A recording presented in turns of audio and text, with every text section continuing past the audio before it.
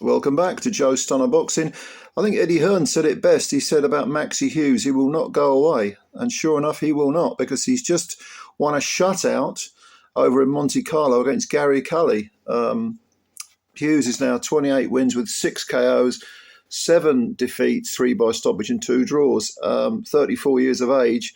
I mean, he had that little, couple of visits to America,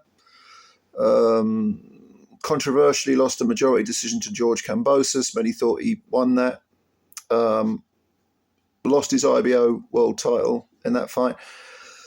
Then he fought William Zepeda, got smashed up and stopped in 4 rounds. Just way out of his depth with Zepeda. Zepeda was just, if he's not elite, then he's nudging it. And Maxi, I think Maxi is, a fringe contender, world contender. I mean, I think he's very, very good. But not up to the standard of the Zepedas of the world, not quite elite. But this time, coming in, like I say, at the age of 34 and facing Gary Cully of Ireland, who's 28 and probably in his prime. Now, Cully came in with 18 wins, 10 KOs, 1 defeat. The defeat was 3 fights ago, excluding the Hughes fight, when he got stopped in 3 rounds by Jose Felix. And he was down twice in the 3rd round. The corner threw in the towel. He was, you see, this guy is 6'2" and he's a lightweight. And you do have to wonder, don't you? Like, why does someone with those dimensions fight the way that Cully fights? Because he's another Diego Corrales. He's like the other Irish lad, McKenna, Stephen McKenna. He fights small, and he's gigantic. He's 6'2". As a lightweight, I mean, he's freakishly thin and tall, but he had this penchant for getting involved and, bombing people out, and he was doing that. He got rid of Wilfredo Flores, who was previously undefeated in 2 rounds. He beat a guy called Belmede, knocked him out in a round. He was undefeated. Undefeated. He stopped the old warhorse, Miguel Vasquez, stopped him in 5 rounds, and suddenly he goes in with Jose Felix and bang, suddenly he's hit back and down he goes. Now he came back with a split decision win over Reese Mould. That was in the back end of 2023, November maybe, December 2023. And then he won a 10-round decision over Francisco Pantera. And Pantera, I mean, he didn't win many rounds. The Mould fight was, like I say, a split decision. And Reese Mould then went and got himself knocked out in a round by Ryan Walsh.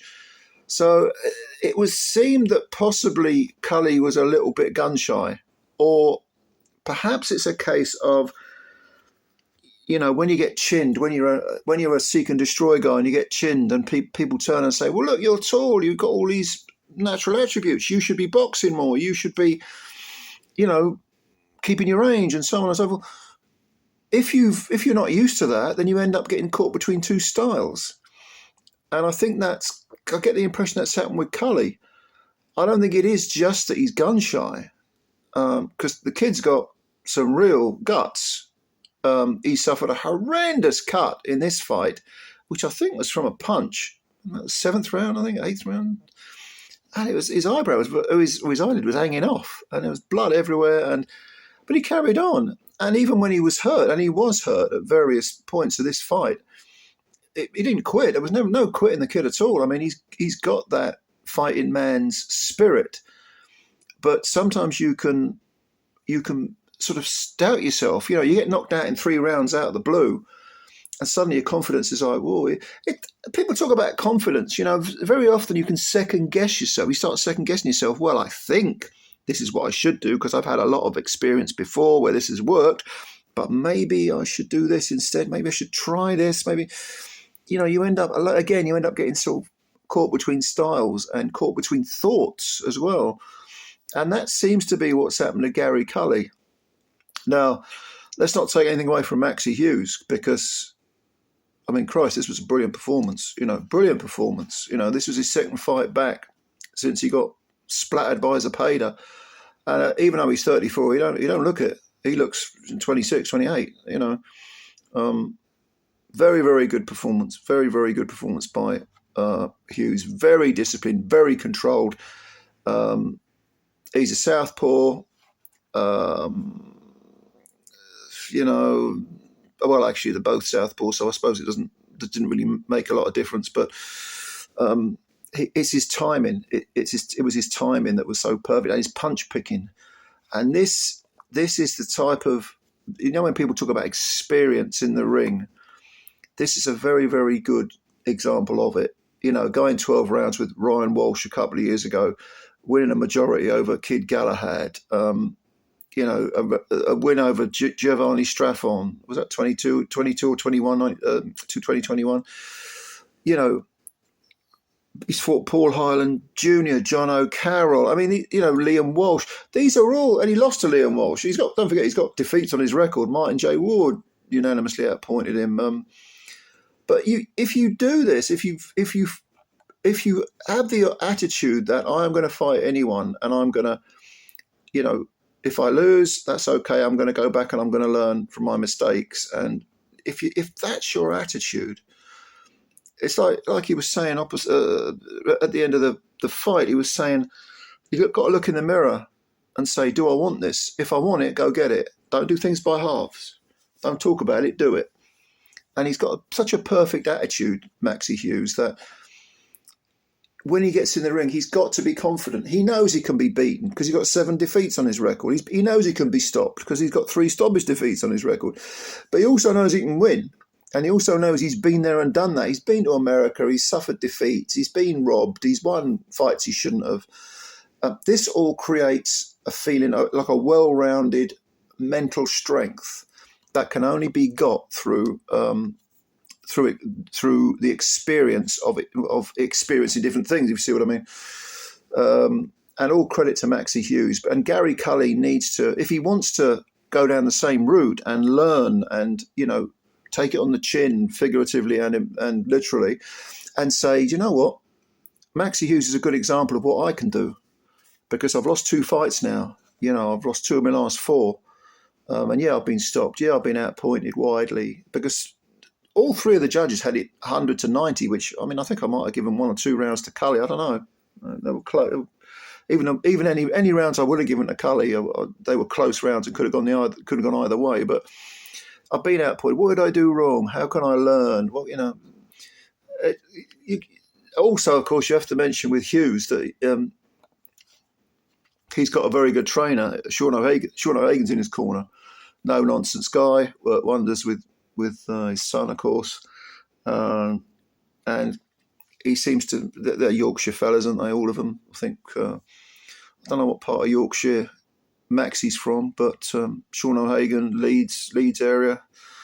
You've got to learn. It needn't be the end of your career. Like Gary Cully's 28, and he was being beaten to the punch. He was being rocked. He was being timed. He was fighting too small. He was throwing jabs with no real conviction on because he didn't really know what he was trying to do. You know what I mean? Whereas Hughes was really on it. I'm going to throw this punch because it will lead to this punch, which hopefully will have this effect and will then lead to this punch.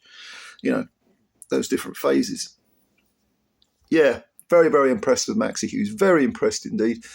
And he's got some money to make still. He's got some belts to pick up. I think he got this WBA thing.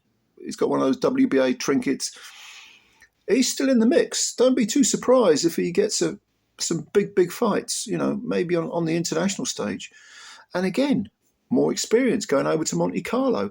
Cully can take that from this. I got beaten by the better guy on the night, but I travelled to Monte Carlo. He's fought in Ireland. He's fought in the UK.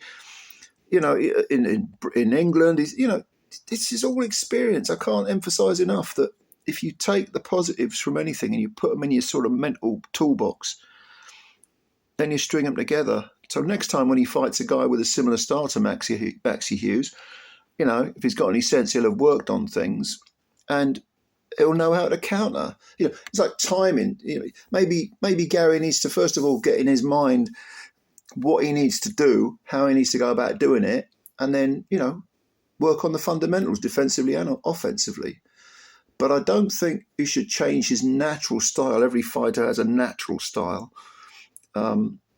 I don't think you should do that. You can add to it, but you can hone it, but to sort of to have a guy who wants to go forward, who wants to be aggressive, who wants to fire power punches, for him then to be so reticent, so doubting, it was really quite striking to watch. He's got to work on that. He's got to say, this is my style, this is what I'm going to do, and that's the way it is. That's the way it is. I'm going to add to it. I'm going to perfect it.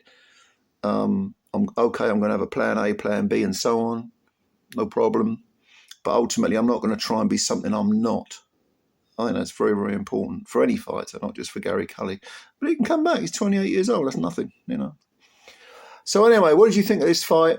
Very one-sided, but it was kind of quite entertaining, even though it was one-sided.